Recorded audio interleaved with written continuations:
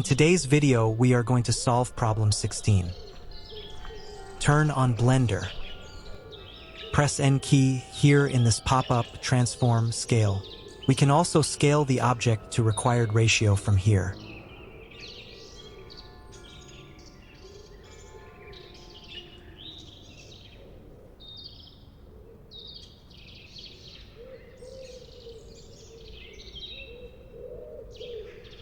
Press NN again to close it, and now let's see the shortcut commands to scale an object.